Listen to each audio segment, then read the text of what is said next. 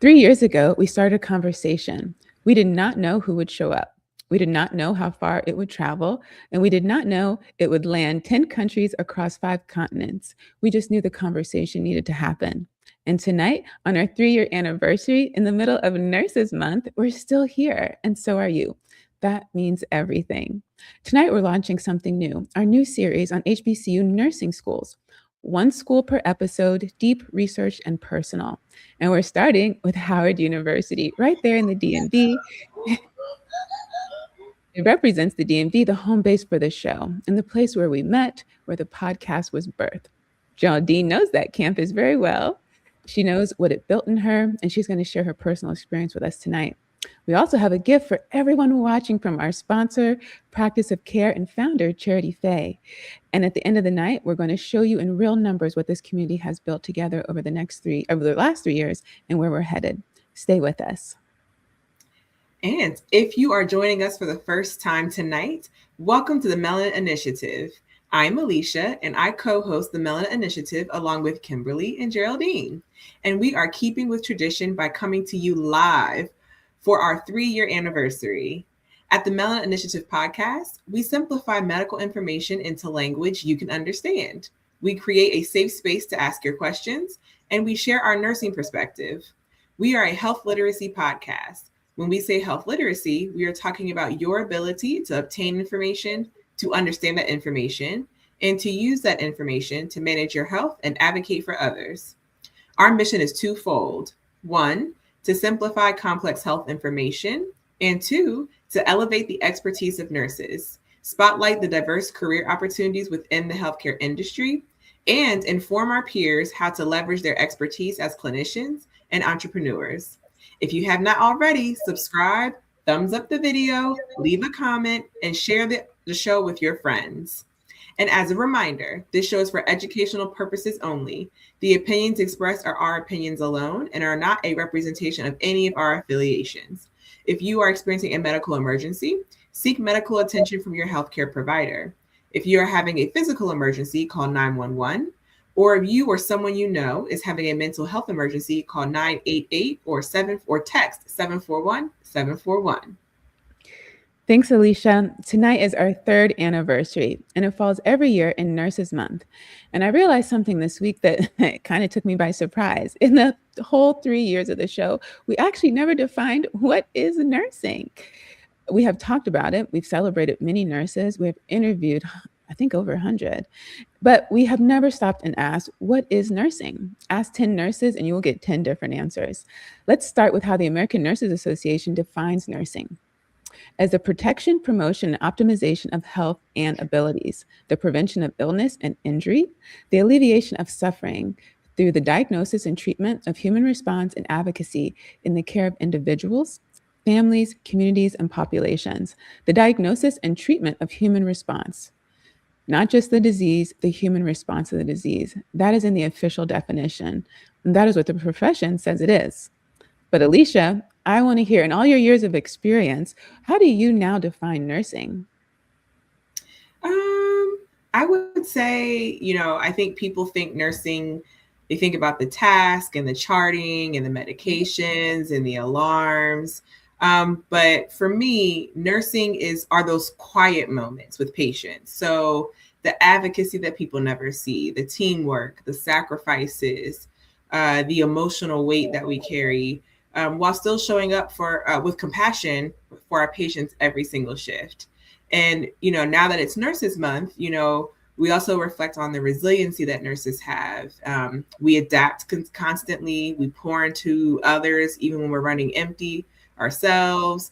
But somehow we still find a way to laugh at the nurses station in the middle of all the chaos.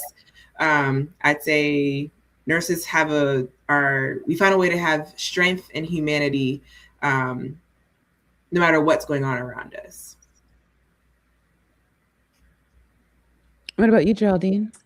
I would say, just to piggyback off of Alicia, I definitely think that nursing I define nursing as providing like compassionate care to patients and even to their family members, because as we know, family is very very important in patient care. Like family members are always around, so just being empathetic and not only focusing on, like Alicia said, the tasks that we have to get done, the orders that are put in, and the things that you have to get done for the patient, but actually sitting down, listening, and talking, and taking the time to understand the issues that the patient might be facing or the patients might be facing, um, and just being putting yourselves in their shoes and providing that special care to them, to help them navigate this healthcare system that can be a little tough to navigate at times. Yeah, my definition of nursing has definitely evolved with my experience. So one quick thing I say right now is, and so I borrowed this from somebody. They say doctors treat the cough, but nurses treat the patient with the cough. And if you've been a nurse, I think you know exactly what I'm talking about, how that's so different. And even now, that whole idea of holistic care, like we learned it in the beginning, but I think it took a while to really understand what that means. And we're seeing that demand from the public with the interest like in integrative medicine and wellness. But at this phase in my career, like you said, it's all about like the task. And I think a lot of people think about the money. Quite frankly, I think a lot of people compare the money and they just think about that. That's one of the first questions people will have. Did you get paid more? How much do you make? Literally, we all know that the money is not going to keep you there. So it's really not the question you really need to ask. It's the wrong question. Um, but for me, where I'm at right now, where I think it is that one-to-one relationship. That's what you're thinking nursing is. But that's such a limited view, and that's like the one-to-one model. That's what nursing teaches us, like the patient care, and it's the only thing nursing teaches us. That's why when you show up for whatever setting, you always feel like you don't know anything and that you're starting from scratch because you only know one pillar of what it means to be a nurse. And what I really believe strongly right now is when I help that patient, I can only help that patient, one patient. And in 24 hours, I can only help so many patients. But when I step away from that direct care of that one patient and I get on a podcast, I write a book, I stand in a courtroom, I stand on a stage, I get in front of an audience or a group of nurses. Now I help multiple patients at one time. Because one thing we know, you said it yourself when you read our little introduction, patients really don't know how to speak up for themselves. They really don't. They struggle all the time with that. And as nurses, that we become the voice of the voiceless. And so when I step away from the patient, that is when I'm working to the fullest scope and standards of my clinical training and education. That's what I've realized over these last 13 years as in nursing. All right. So wherever you're joining us, we're going live right now on YouTube and LinkedIn. And if you're watching and you're driving, you can also listen tomorrow on Apple, Spotify, or your favorite podcast app.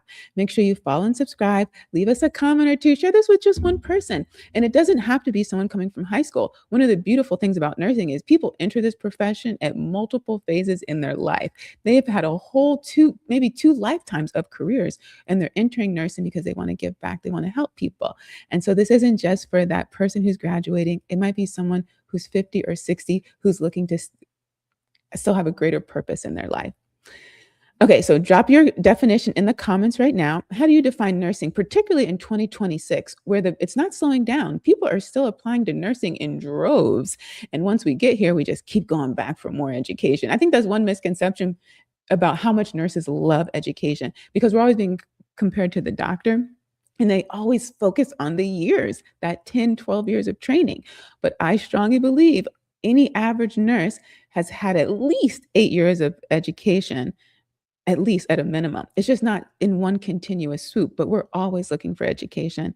And that's something that we really love. So how do you define nursing, particularly in 2026, when the conversation's all about AI, integrative health and wellness, and the money? And if you're not a nurse, what do you think nursing is? We want to hear from everyone watching tonight. Tell us where you're joining us from. Drop a heart if nursing has touched your life in some way, because it has touched all of ours. Thanks so much for that, Kimberly. So we're just going to switch gears a little bit here. As Kimberly mentioned earlier, we are going to be launching an HBCU series. And I just wanted to give a little background about myself. I'm not sure if we've talked about this on the podcast in the past, but I am a Howard alum. So I did go to Howard University for my Master's of Science in Nursing, which is where I got my Master's of Science in Nursing and ultimately became a family nurse practitioner. And I would, before we dive into like my experience or my personal experience about going to Howard, I just want to start with a definition. Oh, my apologies. I wanted to go into the history of HBCUs. The first HBCU in the United States was Lincoln University in Pennsylvania, which was chartered on April 29th, 1854, originally called Ashram Institute. I actually visited Lincoln University, very beautiful campus up in Pennsylvania. It was founded because Black students were being denied access to higher education everywhere else.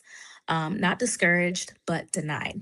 HBCUs were not a preference. They were a response to a closed door. Today, there are over 100 HBCUs in 19 states, Washington, D.C., and the U.S. Virgin Islands. They represent 3% of all colleges in this country, and they account for 22% of all bachelor's degrees awarded to Black students. 3% of schools, 22% of degrees. This is impact. Of the 102 HBCUs, approximately 43 have nursing programs offering degrees from associate level all the way through the doctorate. Tonight, we are launching a series that will take you inside each one school per episode, deep researched and personal. Tonight, we start with Howard. And we are starting with Howard because it is my HBCU, the HBC that I attended. So as far as my experience with Howard, what brought me to Howard. So I actually visited Howard University back in before I actually even started nursing school. So I did nursing school in South Florida, where I'm originally from, and I was visiting a friend, and that had moved from Florida to DC. And I just loved being in the DMV and in the area. And we actually, one of her good friends gave me like his own personal tour of the campus, and I fell in love with the school. And just with the idea of like being around people that look like me. My undergrad, so I have two bachelor's degrees, one a bachelor's of health science and then a bachelor's of science in nursing. And both of those degrees were obtained at predominantly white institutions. Although I had a great experience at those institutions, it was very different going to an HBCU. Like I said, being around like everyone in your class looks like you, which was a very, very huge contrast from the two institutions I had attended previously. And I would say, and I don't know if it's because it was a combination of with it being a smaller institution and as well as it being a Black institution, I felt like I got a little bit more one-on-one experience with my my professors as well as with my advisor. And I didn't really get that experience when I went to the other two institutions. I just felt like I was like a number in the classroom, just sitting, just a person filling a seat. I feel like there was a lot more support going to an HBCU, and then a lot of our professors, majority of the professors looked like me, so I feel like they were more invested in making sure that we succeeded. And it, even after graduating, one of my advisors in particular, and she was also my professor, she would like reach out and just make sure, that everything was going well. And even like a year later, I remember, not even a year later, before I graduated, she was like, okay, Geraldine, let's get the doctorate now. Like she was like, definitely. And I was like, wait, let me just, let me cross the stage with the master's first. But she was very, very much, like encouraging me to continue my education and push forward in getting that terminal degree. So my experience overall at Howard was a great one. I going to like different events and just being around that culture was different for me. So, and just a little bit more about the first HBC, going back a little bit into the history of HBCU. So the first HBCU nursing program was in this country, was established at Tuskegee University in Alabama in 1892, and the Tuskegee Normal School for Nurses. That's what it was called, a 2-year program at a time when Black women were being turned away from every other nursing school in the country. Tuskegee also became the first American institution of higher learning to offer a Bachelor of Science in Nursing degree. In 1953, 14 Black women made history as the first graduates of the BSN program. Hampton University, which is another school in the series, opened its nursing program in 1891 and became the first HBCU to offer graduate degrees in nursing in 1976, and the first HBCU to offer a nursing doctorate in 1999. So that is the foundation that we are standing on tonight. As far as Howard University, which is located in Washington, D.C., it is considered the Mecca, as we've all heard. It was founded in 1867. The Division of Nursing sits inside the College of Nursing and Allied Health Sciences. I think that's debatable. The real HU? No, it's Howard University. If you're from the DMV, let us either put DC, Maryland, or Virginia in the comments. And shout out to my mom. She's also a graduate, an alumni of Howard. She went to their divinity school. And I actually took one summer course when I was a biology major. I needed to fulfill one of my organic chemistry requirements. And so that's my little relationship with Howard. Oh, so you were a student there. A little bit. Cool. So Howard University is CCNE accredited at every level, from the BSN, the MSN, postgraduate APRN certificate, and the DNP. Their MSN program was ranked number 46 in the U.S. News and World Report Best Graduate Schools. Their DNP launched in January 2024, and that's when my advisor reached out to me, actually a couple years after I graduated, because I did graduate in 2020, she was letting me know that they were opening up, they were launching a DNP program at Howard. Unfortunately, I have since moved to Atlanta. I don't know if I've mentioned that, but I have since moved to Atlanta, so no longer in the DMV, but we'll think about looking at a different program in Atlanta. So regarding Howard's DNP program that was launched in 2024, there are 2 tracks. There's a generic DNP and a psychiatric mental health nurse practitioner DNP. Both are fully online with in-person clinical preceptorship in your area of residence.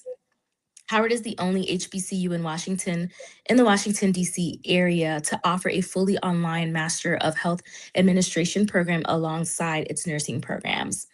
The Joanne and William Conway Foundation donated $2 million to Howard's nursing department, and Howard is the only HBCU to receive that funding. Howard produces more on-campus African-American PhD recipients than any other university in the United States. Therefore, that's why we're called the Mecca. Programs offered include the BSN, which is a traditional 4-year program. The MSN, which there are 2 tracks, the Family Nurse Practitioner, which is the track that I went, and then the Nurse Educator track, offered online full-time and part-time. The DNP has 2 tracks as well. There's the generic APRN Advanced Practice Registered Nurse DNP, and then the Psychiatric Mental Health NP DNP program. 38 credits for both programs, fully online with in-person clinicals. Also offered is a postgraduate APRN certificate. 1,000 clinical hours are required for DNP, and then hours from master's programs are also eligible to be transferred to fulfill that requirement. As far as accreditation, Howard's nursing program is accredited by the CCNE, accredited at the BSN, MSN, postgraduate certificate, and DNP levels, institutionally accredited by the Middle States Commission on Higher Education.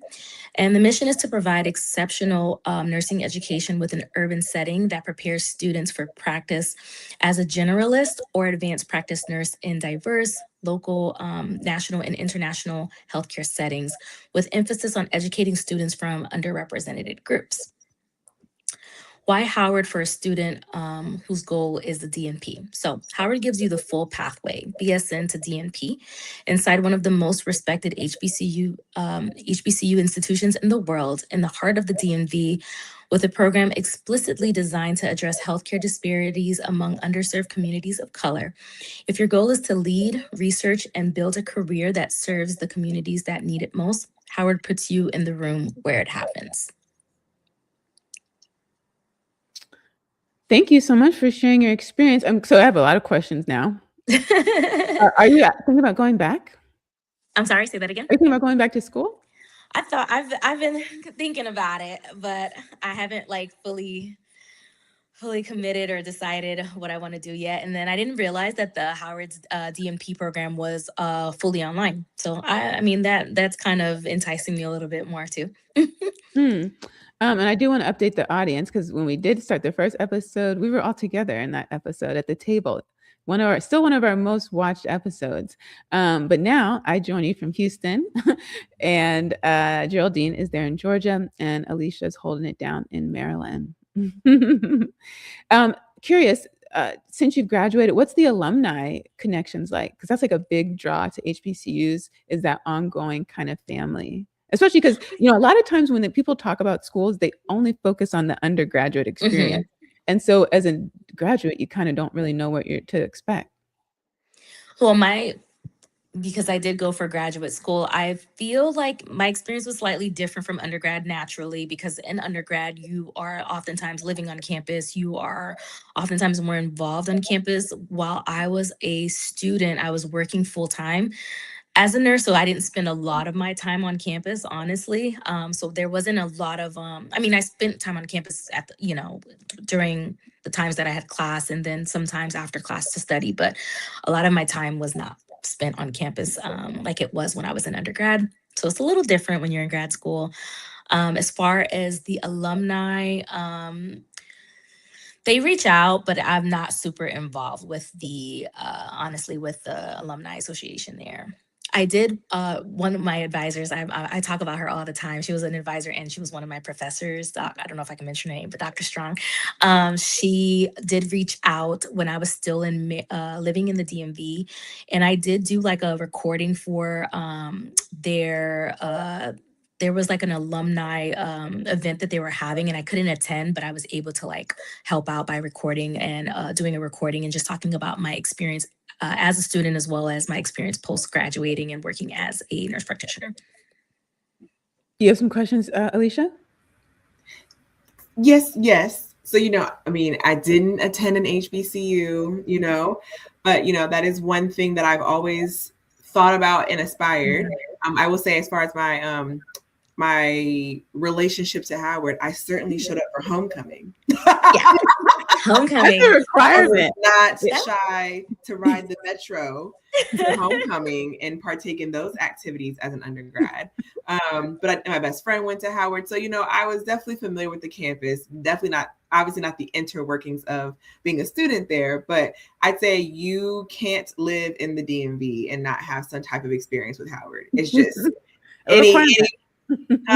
It's a requirement. It's a requirement, So I think that's also the beauty of HBCUs, and just, even if you don't go to that campus, the culture, it draws you in. So yeah, that's one thing special about Howard. My question for you, Geraldine, is if you had to do life over again, would you choose Howard? I would. From the top? From the top? I don't know, because I liked my experience at the University of Florida. Go Gators! But so I wouldn't change it. I wouldn't change that. But I think I would have done undergrad. Not undergrad. Sorry. If they offer, I don't think they offer like an accelerated nursing program, because that's what I did for like my second bachelor's. It was an accelerated nursing. But even if they didn't offer that, I think I would do undergraduate nursing, like the BSN with Howard. I think I would, if I could do it over again. And I know you're saying like it wasn't the same experience as undergrad. So for those people who are thinking about going back to school and they're thinking about going to Howard, what do you think that they should consider as a graduate student in terms of taking advantage of the resources? Because it was in class, right? Didn't you go to class? Yeah, I did. It was in person. I don't know if they've changed it because I also was there during The COVID. Well, pandemic. my final semester was in the middle of the pandemic, so I believe there were some changes since then. But we did we were like a little bit more like hybrid throughout the program, and then all online during spring of 2020 when COVID happened. But what I would say is definitely do. I wish I would have done more research about like finances because Howard is a private institution. So, as far as scholarships, I wish I would have done a little bit more research before getting here and trying to obtain more funding and more money because obviously now I owe in student loans. Ideally, if you can avoid that, that would be like my one piece of advice is to obviously still attend the school, but like try to like navigate um, resources that the school might offer or even outside resources to help fund the education because it's expensive. But And we're I going to don't be regret my talking about the decision. money too. Say that again. We're going to be talking about the money. That's Yeah, important. very important. Yeah. Alicia, did you look like you wanted to say something?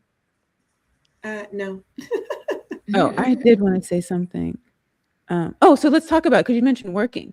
And so, you've heard me say before, I think when people are deciding, even though my other definition of nursing, because people always want to know, when are we going back to med school? Why didn't we go be a doctor? And it's kind of like asking a wife, why didn't she just go try to be the husband? Because they're two different disciplines, right? You could say, oh, well, the husband, he's stronger, he's taller, he makes more money, more respect, dominant in the society. But it's like, it's really not a good comparison. Right. And so, where was I going with that? It's working. You said something about Oh, working. yeah. So I think that's one of the differentiators is that some people have to work. They don't, because the luxury of going to med school is a luxury because you're not working, especially when you're in med school. Now, when they go to residency, they are technically working. They're not making as much as they're working, but those first 4 years of med school and then continuing at a fixed income, that stops a lot of people. And then I feel like just from doing this show, a lot of people, they're not quite sure they don't really know, like a lot of people you're talking about the money. A lot of people go back to nursing school without an actual plan. Like they're just going to figure it out through the program, which boggles my mind because it's like, you're going to go through all that and not even know where you're headed. And if you like it, and like, you can go shadow for free. And people will tell me all the time, just like when they used to give me a report, oh, they didn't tell me. And I'm like, well, did you ask? Like, if you want to do something, just go ask somebody. Go shadow a doctor, go shadow an NP, go shadow a PA, a therapist. Like, that's the free part. Figure out if you like it, ask them the tough questions, not just about the pay. And that's one of the things is I think a lot of people in nursing, it's female dominated. A lot of nurses are the head of the household. They're paying for everyone to go to college. They might be sending money back home. They're paying for everything out of pocket. They need the flexibility with childcare. A lot of nurses have done homeschool, which I cannot imagine working multiple shifts and doing homeschool for multiple children. And so sometimes going back to med school is just not an option. That is a luxury, and we don't always frame it that way. Now, I'm not saying med school is easy either. It has its own challenges, but I think those are some of the differentiators. So you talked about working, and a lot of people have that question: can I go back to school and work at the same time? So how did you navigate that, and how was Howard flexible in any way? So during my program, I wasn't full-time. I wasn't a full-time student. I was a part-time student. So starting out, I was able to work my RN job at the hospital full-time. And I did that probably for the first year of being in school. And then even though I continued to be part-time at school as the program progressed, a lot more clinical hours were required. So I was unable to like continue to work full time. So I scaled down to per diem at work at the hospital.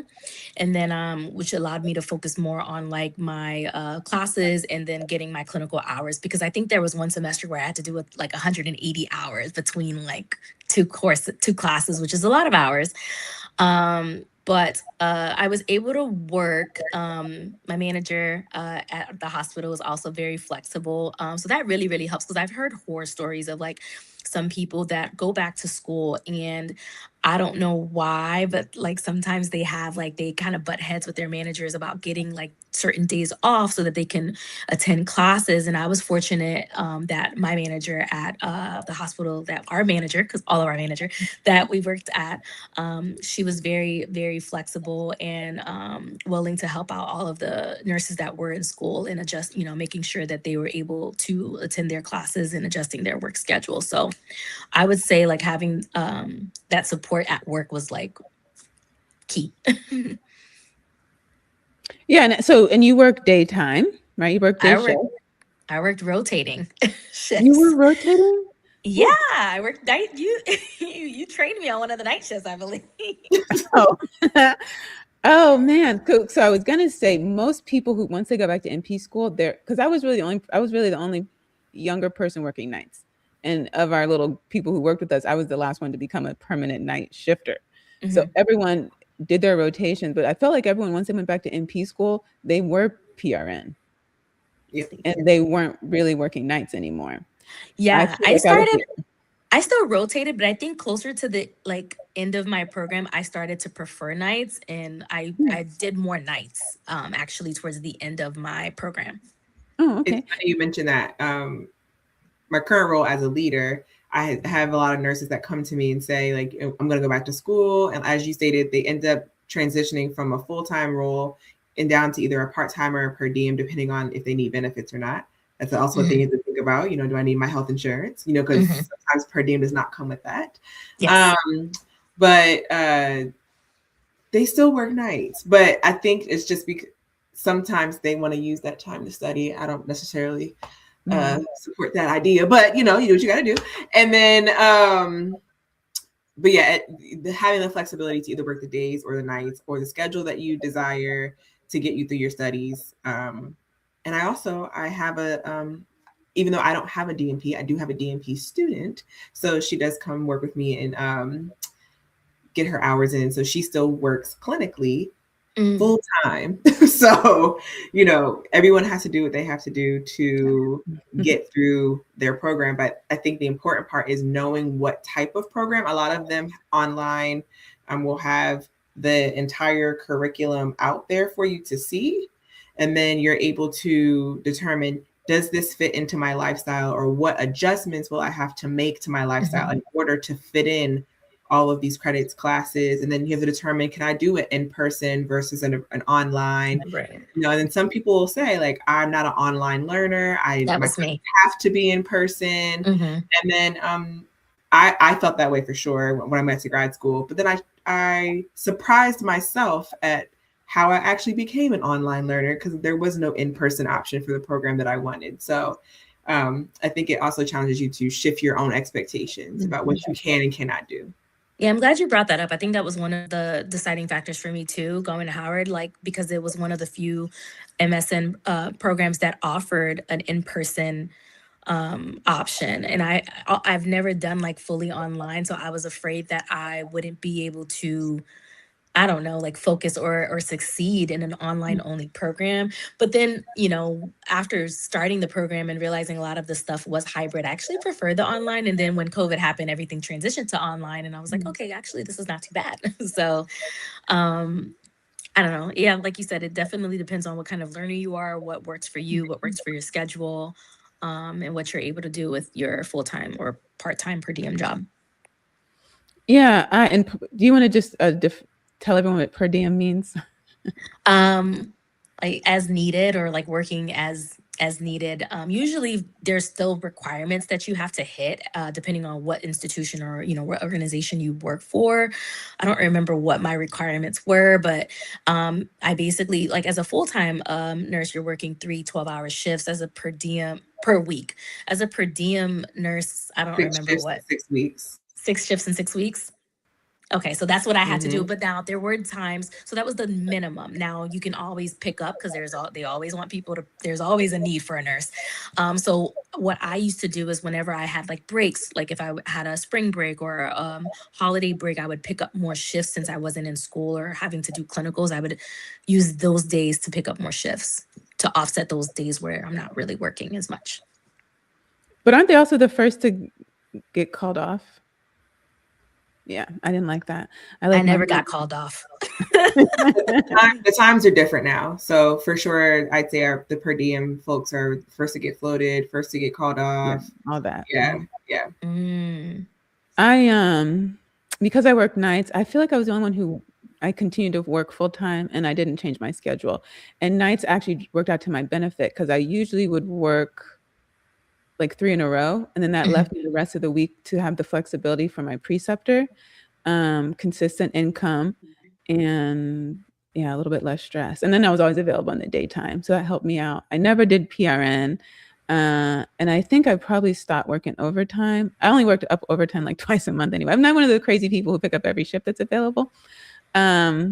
So yeah, that's how I did it. But actually, I'm so glad you chimed in, Alicia, because we never get to hear from leadership on how it impacts your job in terms of staffing. I know like someone I was working with who went back to NP school at the time, she wanted PRN, but we didn't have it on our floor. So she had to go to a different floor. And for me, because even when I transitioned, because I did BSN to DNP, and halfway I graduated from NP school, but I didn't want to start the NP job because like Sandra and everybody else who was working was telling me how they were working 5 days a week, bringing work home and on the weekend. And as a student, I already had work at night and on the weekend. So I just couldn't see that happening. And because the doctorate was so unknown, I wanted everything else in my life to be consistent. And so I didn't move, I didn't change anything. But my heart went out to that NP who had to start on a new unit, start a new program, and change her whole schedule around. But I would love to hear from your perspective because we actually don't think about you. Well, I will say it's interesting because sometimes, it's a lot to consider because I'd say the easiest thing for a leader is for a nurse to be flexible. And then, a nurse, I'd say a good nurse leader is going to support you going back to school and doing what they can to support your schedule needs and things like that. But we also have to think about the operations of the hospital and of the unit. So sometimes, someone having a fixed schedule or, having to work all days versus rotating, that does have an operational impact on the staffing.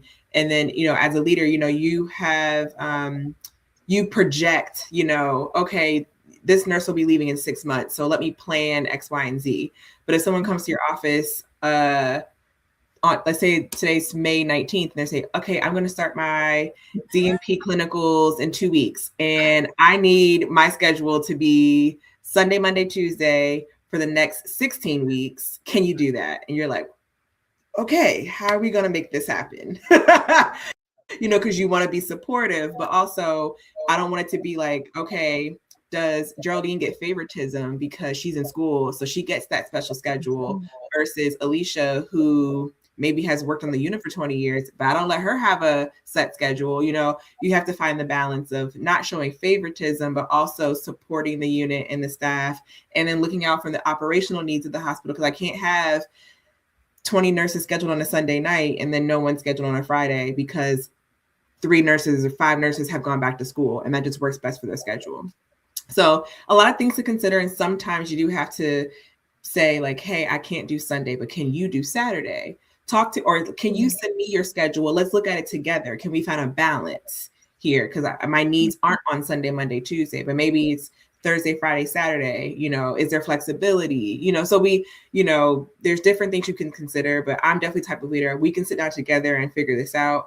And I also am very transparent. There may be a level of sacrifice. So you may not be able to do all the things in your outside life if you also want to work full time, go to school full time. And so we kind of have to walk through, what does that look like for you in work and out of work? Because it also is going to take an effect on your life outside of work if you're constantly doing something, if it's school or work related.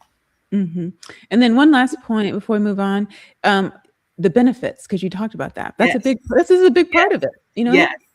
There are definitely nurses who make the decision to go part-time versus the per diem or the as needed, because mostly when you stay part-time, you still get those health or benefits in general. So health insurance, and I would even say a lot of institutions provide educational assistance or finances through your institution as long as you remain a benefited associate. So that's either full-time or part-time. When you So- make the decision to transition to per diem, you lose all benefits. And that includes your health insurance and any educational assistance that could have been provided through the institution. So I also have to explain that to a lot of nurses that are thinking about what fits best in their life. I'm like, well, if you want this money, you're going to have to remain either full-time or part-time in order to receive the benefits of the institution that you're working for. yeah, that was one thing that sorry. Mm-hmm. Go ahead, Geraldine.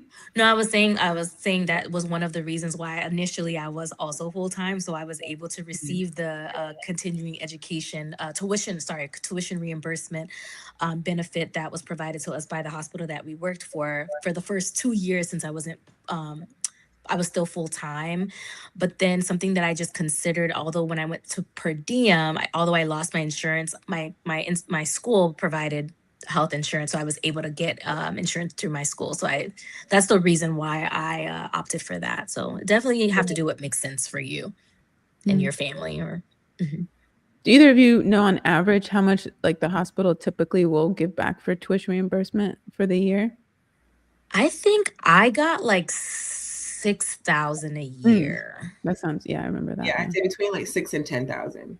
Yeah, which I think only covered me. I think I only covered one of my semesters, to be honest. Yeah, I was like, it's like a year, so like the calendar year. So like, it's not like 6,000 a semester. So. Right. Oh yeah, 6 a year.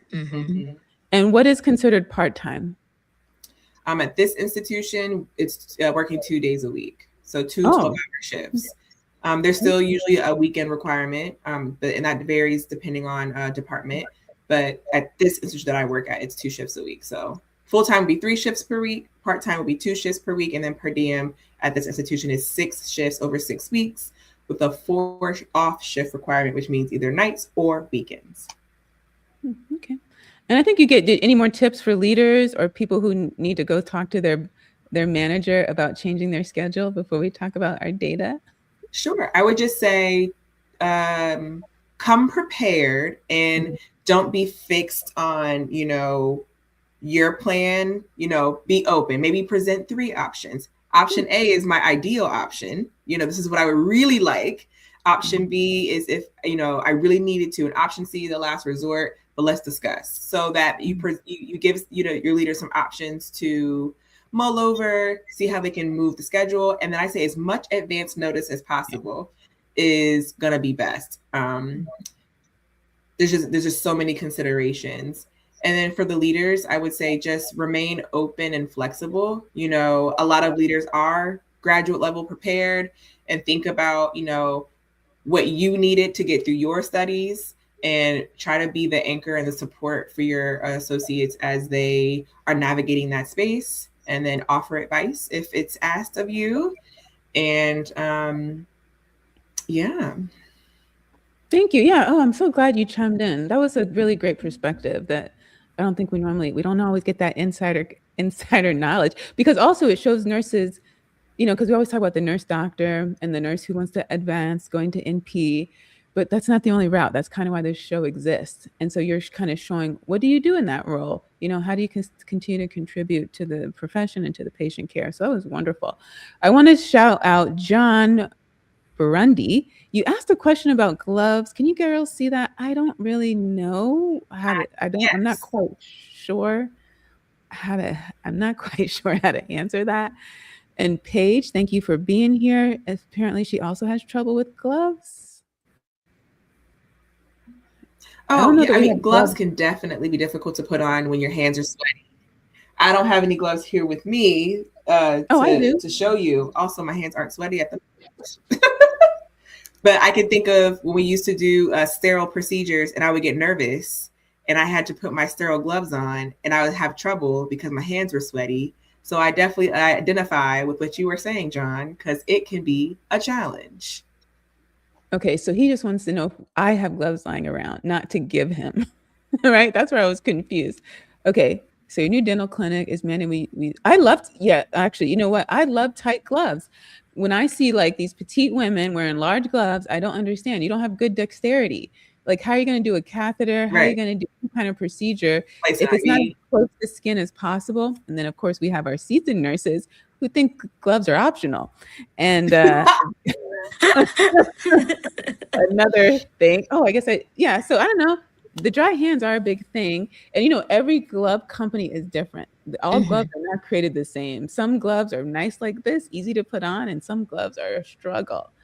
My new commander use tight gloves. I'm sure you put them on with my hands. Yeah, if your hands are sweaty, there's no gloves in the world that you can get past.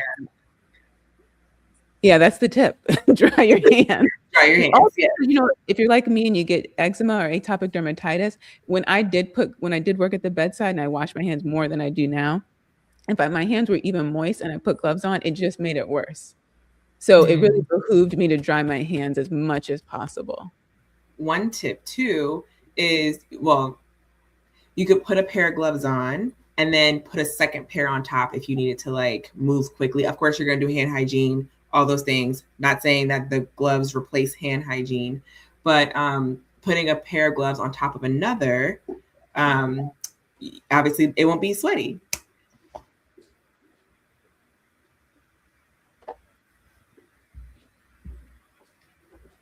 What are we talking about now? Okay. I'm sure you telling everyone to wear 2 gloves is wonderful to the people managing the budget and central supply. I'm sure they're really happy to hear that. I'm talking about the sweaty hands, Kimberly. Okay, I'm not talking about budget and supply management. Okay, but as nurses, part of our oath is being good stewards of resources. Yes, that includes the resources. And because some nurses, like Ashley Wynn Grimes, talked about how she was managing $1 million budget. So like we talked at the start of the show, nurses think they're only going to do catheters and those, but your management, your critical thinking skills might involve $1 million budget. So these are the gloves. I don't know how this helps you, but I mean, and then I just slide it on. It is a skill though. You can tell when someone hasn't worn gloves a lot. But I've been doing this over a decade. So there you go. I can take them on. Oh, and then I don't know. Is this helpful? Yep. And there we go. On to the next. That finger under. Yep. Oh yeah, and so sterile is a whole different thing, but also being prepared. So I wear a white coat every day, so sometimes I put extra gloves in the pocket. I don't want to have to leave, go get something, come back. That's a waste of time. It might be 30 seconds, but you know how much I can get done in 30 seconds? And so that's how nurses think. We think in seconds. And so always be prepared. If you know you're going in to do something, just be ready. Stay ready, don't have to get ready. That's kind of a nursing motto. All right. All right. Let's get into our special gift for everyone. Okay. So before we get to our analytics, I want to give every nurse watching tonight one gift. Her name is Charity Faye. She is a holistic wellness practitioner and the founder of Practice of Care, a nurse wellness residency program built on one belief, that nurses deserve the same quality of care that they give everyone else. On June 10th at 8 p.m. Eastern Standard Time, she is hosting When We Gather, Nurse Edition, Come Be Held, a virtual gathering on Zoom that includes a gentle sound bath, guided meditation, and a community circle. You hold everyone. This is your invitation to be held back. The link is in the chat right now. So screenshot it, June 10th, 8 p.m. Eastern Standard Time. All you got to do is show up. And we're going to hear from her right now. Charity was kind enough. She wasn't able to join us live, but we have a message. Oh, we have a message from her. Let's see. Can I do this? We had all this set up. I might have to. I know we had it. I might have to play this at the end. Okay. While you ladies move on to something else. Yeah, we'll have to bring it back in because I can't find it. Okay. Thank you, Charity. All right, let's get into our data. Yeah. Okay, let's throw that on the screen. Shout out to Angie for putting us together. It's also her anniversary. She's been with us for 2 years. 2 years, yeah. Yeah, she came after the first year. All right. So, oh, by the way, last request on the gloves. The double glove is real easy. You just put your regular gloves on, and then you just put the other gloves over it. That's it. These are really nice quality gloves. There are some gloves where you will really struggle. So, you know, you'll figure that out when you're at work. And so you can always talk to your team about nicer gloves. All right. So these are our statistics over the last 3 years. Over 1,000 videos published, never missing a week. Although we do go on hiatus in August. We try to be a role model for other nurses and nurse practitioners, entrepreneurs. That you got to rest, and so we do that in August during the national holiday of my birthday. We've had over 147,000 views across all continents, across all content, not Antarctica. Over 800 subscribers. We're on the road to 10,000. And about 11 videos or so per week, both in long form and short form content. And let's see. We've always told you that we have a global audience. Although this show is a love letter to my home, the DMV, we do have people tuning in from all over the world, 10 countries, 5 continents. In the United States, almost 90,000 views, 60% of all lifetime views. In the United Kingdom, about 3%, then Canada, Australia, India, Germany, South Africa, Trinidad and Tobago, the Netherlands, and Ghana. We're worldwide. Yeah. So when we started the show, it was a love letter to the DMV, and it still is. But somewhere along the way, it became bigger, as Kimberly mentioned, South Africa, Trinidad, Ghana. Every view from every country is a person who found this conversation and stayed. That is community. Our biggest moments, so our top view months were July 2024 at 12,944 views. September 2024 at 10,300 views. July 2025 at 10,200.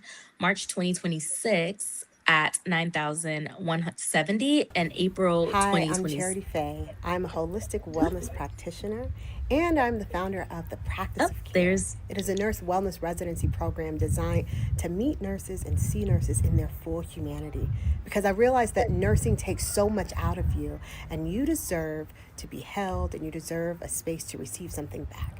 So the Practice of Care was built with one belief, that a nurse is worthy of the care they give. So I create programs and experiences that keep you grounded, that keep you whole, that honor your humanity and give you an opportunity to be held. And that's why I created Come Be Held, which is a safe space for nurses to come, rest, exhale, be together, and be replenished. Because nurses deserve more than an appreciation post or a week. You deserve actual spaces where you can lay your burdens down and be held. So if this experience is calling to you, please, please, please look at the details in the flyer. You can even RSVP me by emailing me at myrootlove@gmail.com. And I look forward to holding space for you and holding you. You deserve to be held. Thank you, sorry, Geraldine. Oh no, it's okay. I was like, wait, what's happening? You can go on. Okay. And then our best subscriber growth months was March 2025 at 52 or over 52, January 2026 at 48 plus, and then July 2025 at plus 40, September 2024 at 40 plus, and then October 2024 at 35 plus. July 2025 had the highest watch hours at 127.5 hours. Our audience is not just watching, they are staying. Long form content averages 341 views with a 1.59% engagement rate.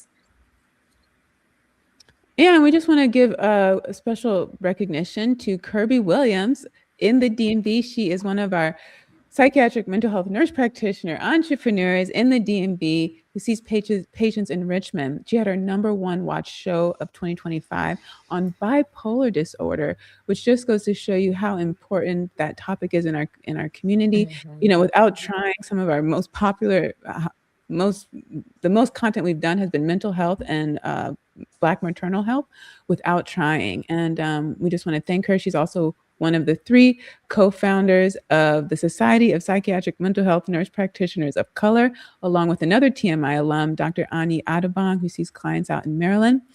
Shout out to Jade. And she joined me in August when we did psoriasis and skin of color. She was the 2025 Mahogany Dermatology nursing intern for that year. And she's also the founder of Go Skin Check, along with the founder of the Psoriasis Collective. We want to shout out them. That was a very popular episode, speaking of eczema. And then still to this day, pap smears and HPV has been our number 1 watched episode year after year. It's been in the top 3 ever since then. And that was actually credit to Geraldine. She told us what she was seeing in clinic. And so we've covered that topic. That was a general overview. And since then, we've gone a little bit more in depth. The latest episode we have coming out, I think, is on gonorrhea. So stay tuned for that. And yeah, the mammogram one, we just did that one. So we thank you all. That was also really popular. So yeah, wonderful. Anything else you ladies want to say about our content from last year?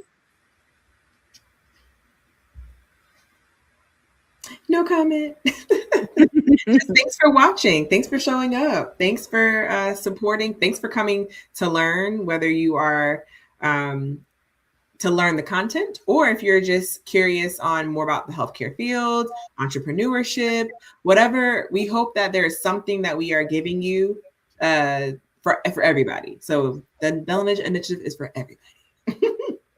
Yeah, and as we move forward, we have this series. We still have our series Becoming a Physician with Clarence Sands, who is just deep in his rotations. He sends his love. He's doing well. And then Becoming a Midwife with Charity Bean, founder of the Doula Lab. Demetrius ended his series. He is now Dr. Demetrius Kirk, and he's out there in the technology world. He has launched his SaaS business on helping long-term care organizations solve really big problems. And he's all over the globe speaking.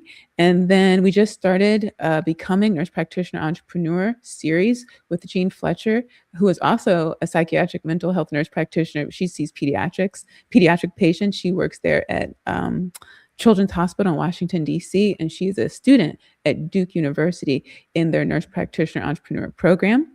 We've already rolled out her first episode. And Becoming an ICU nurse. And now this HBCU series, which we will delve more into the money talk, the cost of nursing school, and how much you're going to get paid when you're done.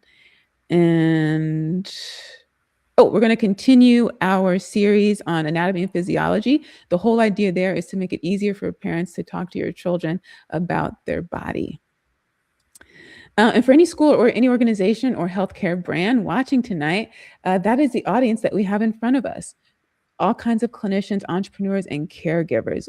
I know personally, I can't really do my job unless that patient has other people who love and care and support for them and who can be there and advocate for them. So we talk to our caregivers all the time. Another little speech I have nowadays is like, me, Alicia, and Geraldine, we're professional caregivers, right? We get education, training, support. We get compensated and we get to clock out. But if you're someone's friends or family, you don't get any of that.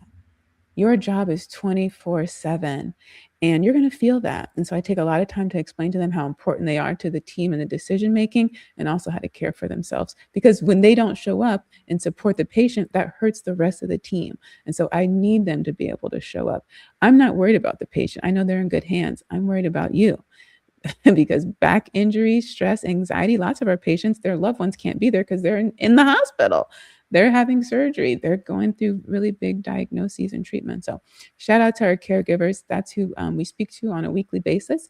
At the time that we're recording this, we've changed our times multiple times in the last 3 years, but we release new episodes at 8 a.m. Central, 8 a.m. Eastern on Saturdays on YouTube and LinkedIn. And of course, we're on the podcast Apple and Spotify. We drop those episodes every Saturday at 5 a.m. so that our night shifters can be the first to get something and not the last. And so if you want to get in front of our audience, you can send us an email. So Alicia? All righty. So, as we talked about earlier, tonight was the first episode of our HBCU Nursing School series, and we dived into Howard University, which is Geraldine's school, and we are just getting started. So, coming up in the series will be Prairie View A&M, Hampton University, Coppin State, Spelman College, and every HBCU nursing program in this country, one at a time. But before we get to the next school, we need to have a conversation that nobody's having. How do you actually pay for nursing school? So here's what we know. The average nursing student graduates with tens of thousands of dollars in debt. And most of them made that decision without a single conversation about how to pay for school. That was me. What loans they were signing or what their starting salary would actually cover. The system was not designed to give you that information, but we are. Next episode in this HBCU nursing series, we are going to break down the full cost of nursing school from the application fee to graduation day. Tuition, lab fees, room and board, loan limits, and every pathway that exists to get you through without drowning in debt. If you are a high school student, a parent, or a nurse who is thinking about going back, that episode is for you.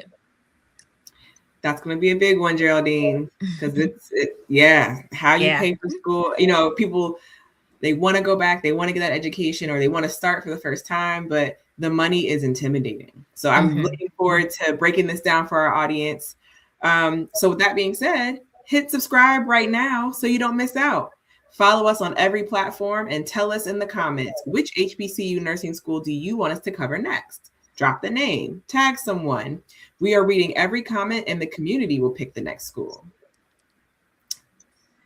All right, ladies. So do you have any closing remarks before we head out today?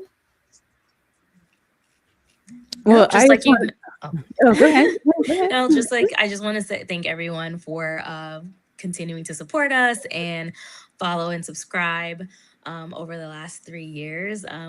We hope that you continue to tune in and to encourage your friends and family to tune in as well. Yeah, and I just want to thank you two ladies. You know, I have a lot of ideas. And this all started with that gentleman who I was taking care of in his 60s when I was a travel nurse who couldn't tell me what high blood pressure was. And he was about to start dialysis the next day. And he said that was one of his worst fears in life. And I just thought, what if he had known the relationship between high blood pressure and what he's saying is one of the worst fears in his life? And I realized, along with financial literacy, we don't learn it at home. We don't learn it at school. And so no wonder there's a man here who's been taking a pill for 30 years and doesn't know what it actually does. And so I believe there's two of our biggest assets in life are finances and health. And you can have the best portfolio in the world. It will mean absolutely nothing if you don't have your health. Yet, we still give people all that responsibility and no education to support it. And that's why this show exists. And far too often, those two conversations never happen together. But you can't do either of those without both of them. And so we're really happy to be growing in that direction to start to talk about the money, whether you're trying to be a clinician or a patient that doesn't have to sell their home because they need healthcare. That's a real conversation. What can nurses do about that? But that idea sparked my idea. And I asked everyone I know who would be willing to do this with me. And I thank God every day that you two continue to say yes. Even though you're not social media people, you still said yes. And here we are. We've been able to watch your own career trajectory, your own personal life. You continue to support and believe in this vision. And I couldn't do this without you. I love you. I thank you. And I look forward to the future. And thank you to my parents who have been immensely supportive, everyone who's come on the show, and to Angie. She allows me to continue to live my life. And I never want to make it look like we do this alone. We absolutely believe in the power of numbers and a team. And so thank you to her.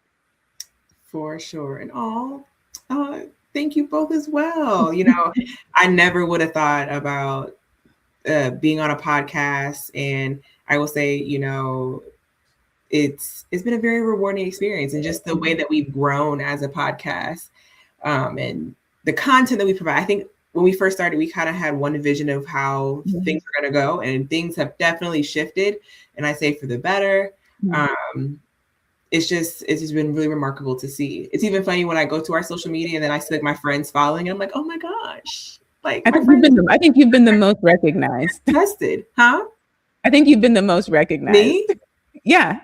You'll be like, No. so-and-so told me they saw the show, or they, Yes. I will be walking in the hospital and people are like, you have a podcast? Literally, I think earlier this, like probably 3 days ago, someone who used to work for me texted me and they were like, I was just surfing the web and like, are you on a podcast? I'm like, yes. So yes, people, I don't know. Anyway, I just want to say thank you to every nurse watching as well, listening, supporting, and surviving those shifts, 1 cup of coffee at a time. Your work matters more than you realize. Every patient you comforted, every family member you reassured, every teammate you helped through a hard shift, it all counts. And I also want to just remind you during Nurses Month to take care of yourself. You cannot continuously pour from an empty Stanley cup. Rest when you can, protect your peace, and don't let healthcare make you forget who you are outside of your badge. All righty. So if you want to reach out to us, you can email us at tmi.melanin@gmail.com.